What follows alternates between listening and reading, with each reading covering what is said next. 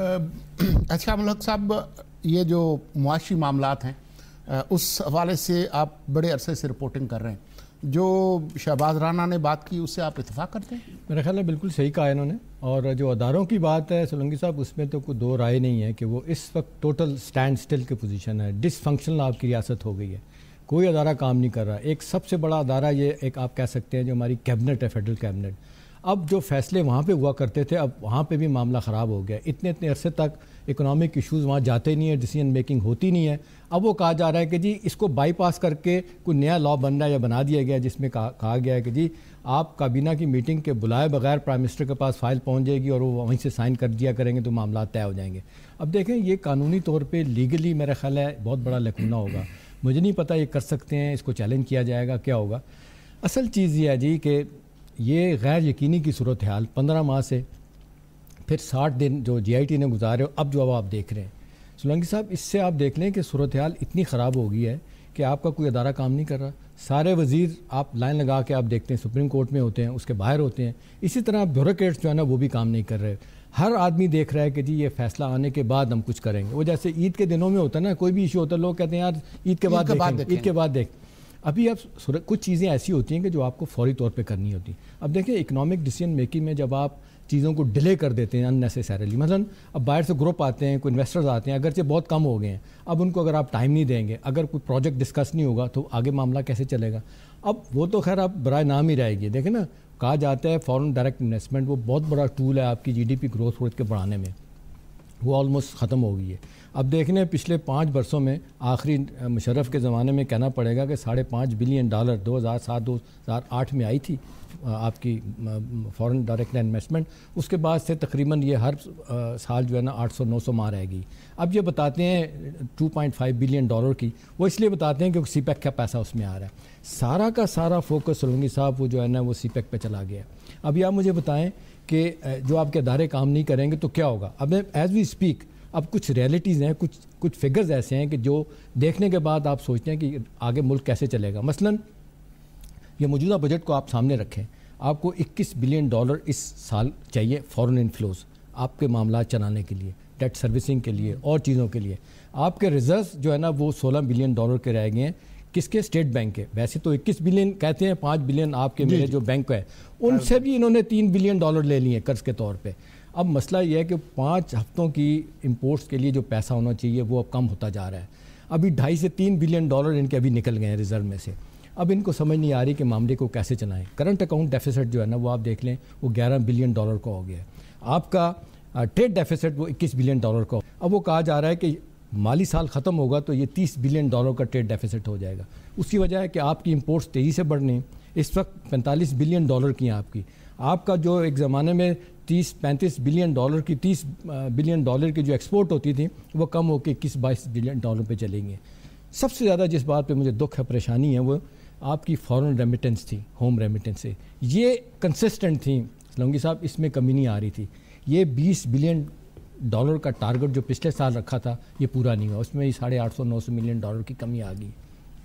پریشانی والی بات یہ ہے کہ بہت عرصے بعد ہمارے جو بینکنگ چینل سے پیسہ آنا شروع ہو گیا وہ رک گیا ہے، دوبارہ سے ہنڈی اور حوالہ سے لوگ پیسہ بھیج رہے ہیں۔ ایک تو یہ ڈالر کے معاملے میں جو آپ نے دیکھا کہ گند گھولا انہوں نے مل کے، مجھے سمجھ نہیں آئی کہ آپ دیکھیں گے جس طرح ڈالر بڑا ہے، ہمیشہ یہ ہوتا ہے کہ کوئی بڑا ایونٹ ہوتا ہے اس کے بعد ڈالر جو ہے نا، اور پھر یہ کسی نے نہیں دیکھا کہ انٹر بینک میں ڈالر کی قیمت بڑھی ہو، یہ کبھی ایسا نہیں ہوتا، مارکیٹ اسپیکولیشن ہو نا، مارکیٹ میں بڑھ جائے اور باہر ہو۔ اب مسئلہ یہ ہے کہ کوئی لک آفٹر کرنے والا نہیں رہا، کوئی ان ایشوز کو دیکھنے والا نہیں، اب آپ کیسے کام کو چلائیں گے؟ اب اسی لیے لوگ کہہ رہے ہیں کہ جی آپ کے پاس راستہ نہیں ہے، خدا نہ خواستہ ایک دفعہ پھر آپ بڑی تیزی سے ڈیفالٹ کی طرف جا رہے ہیں۔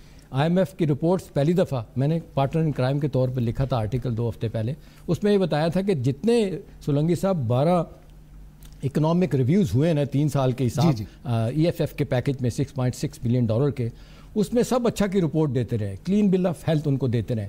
اب آ کے بالکل ڈفرینٹ سچویشن ہو گئی، پہ بھی سوال اٹھنا شروع ہو گیا۔ اب سارے لوگ کہتے ہیں جو وہ بات نہیں ہے، اور یہ رسک کی بات ہو رہی ہے، چیلنجز کی بات ہو رہی ہے، اور پھر ان کو موڈیز اور ورلڈ بینک بھی ان کو جو ہے نا فالو کر رہا ہے۔ امپورٹنٹ چیز یہ ہے کہ اب آپ کے پاس پیسہ لینے کے لیے آپ کیا کرنے جائیں گے؟ دیکھیں اس سال کے آخر تک آپ کا $90 بلین جو ہے نا یہ قرضہ ہو جائے گا، ٹھیک ہے نا۔ اس کے بعد عام طور پہ لوگ کہتے ہیں, خاص طور پہ میں پہلے بھی کہہ چکا ہوں, انور بیگ صاحب پی ایم ایل کے سینیٹر ہیں, وہ کہتے ہیں جی جس دن یہ $100 بلین سے عارض صاحب کراس کیا نا, then they will start asking for denuclearization. پھر آپ کیا کریں گے؟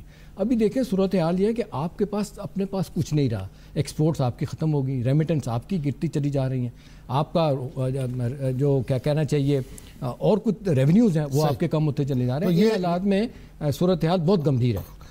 میں بجائے اس کے کہ حارث خلیق سے پوچھوں, میر صاحب یہ جو نوجوانوں نے جو آپ کو بتایا ہے ملک کی, آئی ایم گلیڈ آپ نے مجھے بھی شامل کر لیا ان میں, ٹھیک ہے, معیشت کے حوالے سے اور سیاست کے حوالے سے, اس پر آپ کچھ کہنا چاہیں گے؟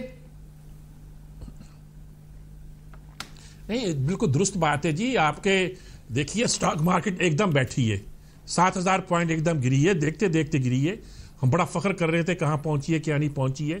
اصل بات یہ ہے کہ جو بیسک چیز ہے وہ دیکھیے سی پیک کا جو آپ کا پروجیکٹ تھے جو بہت تیزی سے چل رہے تھے وہ اب خاموش پڑے ہوئے ہیں.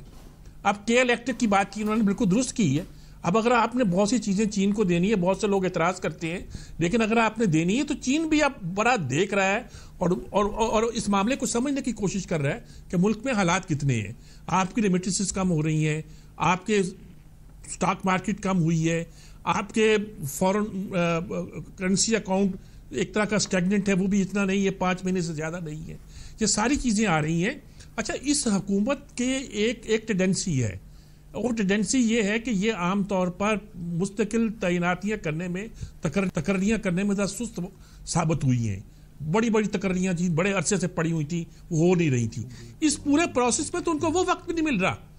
تھوڑی بہت ہی جو سوچ بچار کر سکتے تھے وہ کریں. دیکھیے اسٹیٹ بینک کا گورنر اس کرائسس میں لگایا گیا, جب ایک دن میں ڈالر کی قیمت بھی ہیں پبلک سیکٹر کارپوریشن کے, ان کا ہیڈ کوئی نہیں ہے جی. ایک نہیں, بے شمار ادارے ایسے ہیں جس کے ہیڈ نہیں ہے, اور بہت سے ایسے ادارے ہیں جو کہ شاید اتنے امپورٹنٹ نہیں ہے لیکن کلچر کے لحاظ سے, دوسرے لحاظ سے بہت سے اہم تھے. ان کی تقرریاں کرنے میں نے 2-2 سال لگا دیے. تو یہ تو ایک تو خود ان کی رفتار سست ہے, دوسرا اب یہ کرائسس پیدا ہو گیا ہے, ایک نیا فینومینا آ گیا ہے, انٹرنیشنل حالات بدلتے دکھائی دیتے ہیں. سی پیک کے آنے سے جو ایک ناراضگی ہے مغربی طاقتوں کی وہ سامنے ہے. پھر مغربی طاقتوں کا اپنا افغانستان میں جو ایک ایجنڈا تھا اس میں تبدیلی آ رہی ہے. آپ چائنا میں اٹینڈ کر کے آئے ان کی ساری کانفرنس, اور آتے ہی جب وہاں سعودی عرب گئے تو آپ کو اندازہ ہوا کہ دنیا بدل چکی ہے. یہاں تک دنیا بدل چکی ہے کہ یو اے کی حکومت جو کہ کبھی کسی حکومت کے خلاف, خاص طور پر پاکستان کی حکومت کے خلاف, حکمرانوں کے خلاف کوئی گواہی دینے کا سوچ نہیں سکتی تھی, ان کی طرف سے آ گیا GIT کو ایک پورا, جس میں بہت سے ثبوت تھے انہوں نے فراہم کیے ہیں کہ پوری دنیا بدل رہی ہے جی.